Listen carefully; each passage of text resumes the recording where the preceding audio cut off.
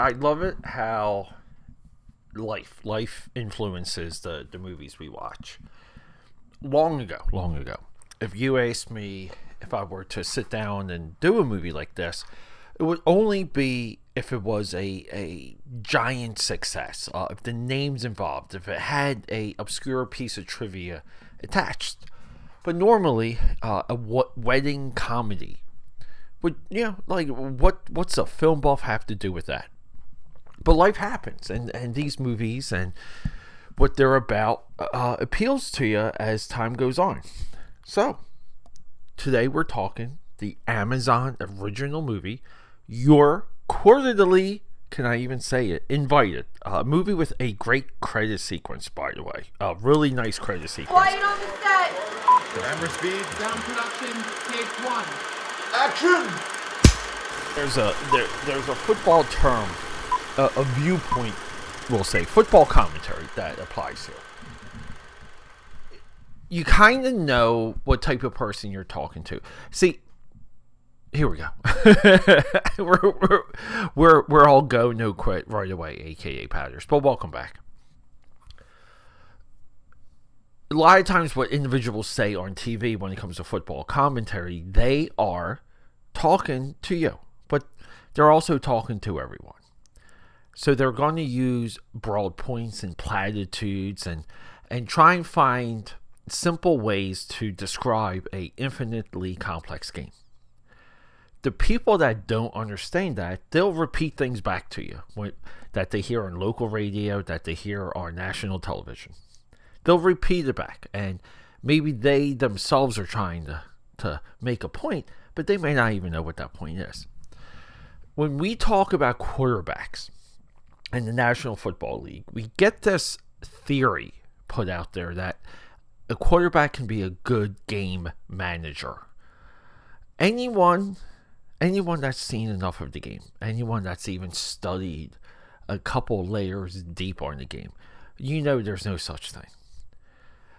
But people say it gets repeated, so on and so forth. When we look at film directors, a lot of the times we apply a similar logic. We think a film director can maybe get plugged into a process and just kind of, like you wind up the film director and they go. Somewhat studio system type stuff. You hear this conversation a lot with the Marvel Cinematic Universe where they say, you can just plug in any director and this and that. Well, with their current non-success, we've seen how impossible that really is. Nicholas Stoller, he's our director, he's our writer. He's a dominant, one of our best comedy directors today, but he's not just a director. This guy sees the process through. He's involved with the entire process. These are his projects. We know him from 2005, one of the most underrated Jim Carrey movies that we have, Fun with Dick and Jane. Forgetting Sarah Marshall, Yes Man, another underrated Jim Carrey movie. Get Him to the Greek, love that movie. Gulliver's Travels, The Muppets 2011, 5-Year Engagement, Muppets Most Wanted, really good. Neighbors, really good. Sex Tape, good. Zoolander 2, underrated. Neighbors 2, really good. Storks, really good. And it goes on and on. He was even executive producer of DC League of Super Pets, and earlier or later in 2024 we spoke about that. Love that movie. Amazing end credit sequence for that movie, by the way. And upcoming, he wrote the 2025 Animal Farm, George Orwell, and I love every single version of Animal Farm. There's a Jim Henson Hallmark Animal Farm that I absolutely love, but there's also the more famous animated version, the cell animated, the cartoon version. So we have a guy that sees the comedic process through, that gets comedic performances from a entire range of actors. Hell, this guy even gets it from Muppets. So this movie comes, and it's just there on your Amazon slider. And that's there's no pageantry, it's just sitting there. But it's a wedding comedy, and it has Will Ferrell, and I love Will Ferrell, and it has Reese Witherspoon. This movie takes place kind of down south. The poster, the thumbnail, whatever you want to call it, the movie poster, Will Ferrell is literally wrestling an alligator. So we have that Sweet Home Alabama vibe from her, which is, hey, it's the Mud vibe, if you guys are familiar with Mud. But Reese Witherspoon kind of has southern roots. So everyone too in this feature has great jobs. They're able to take time off and spend a lot of money and do all these things. But my fiance and I, we're talking about the wedding more and more now. Which is such a relief. Like, we're finally there where we're comfortably discussing the wedding. I think that there was like a year shock of the engagement. Maybe she didn't think that we were going to get engaged when we did, and it took a couple months. But guys, you bring a girl to Paris, France, you get engaged in front of the Eiffel Tower. You do that. You only bring girls to France that you want to get engaged to. I would also accept Paris, Texas, by the way, guys. Also a really good movie. Yeah, so wedding movies, wedding comedies are they're amongst like the conversation of the house. It's fun to put on a wedding movie when you're thinking about it. It gets you into the mindset. A lot of times to work out, I will put on Any Given Sunday or Conan the Barbarian, and I will crank it up and just float around until I am just amped to go to the gym. Let movies inspire you and affect you in that way. Michael Andrews, big shout out, fantastic score here.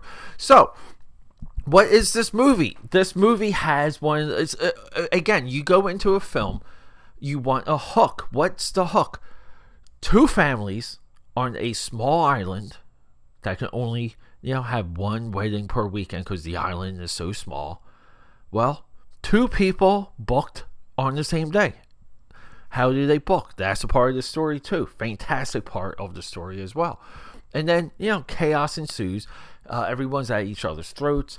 Things come together at the end. Will Ferrell and Reese Witherspoon are somewhat of an item by the end of this movie. One of the couples that gets married, or both of the couples in a way, get challenged during all this. So they break up, get back together, break up, get back together. It's all of these things. But we have just really good performances. Reese Witherspoon glues this movie together. Will Ferrell, but he's Will Ferrell in this, but he's also like perfect dad Will Ferrell. And I know he's been that in a couple movies already. This typecast for him, and I'm just calling it typecast. I'm calling it what it is, or this role for him. It's absolutely perfect. AKAPADers, I know you guys not expecting this from this podcast, but we do watch everything here, and a part of the Film Buff podcast is me bringing you my film going experience. Being able to just watch this randomly on the weeknight, a ton of fun. I would recommend this movie to anyone. If I know people are recently engaged or leaning towards marriage, I would tell them to watch this movie.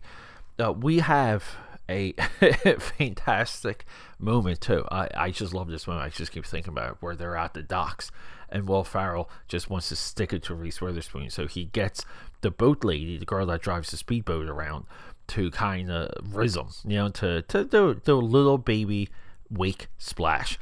And it kind of doesn't go the right way. The whole dock collapses right into the river or the bay, and it's such a good sequence where people just coming out completely soaked, and everyone kind of has their moment of discomfort scene where they get to cry and whine and the camera's on them. So I don't know, AKAPADers,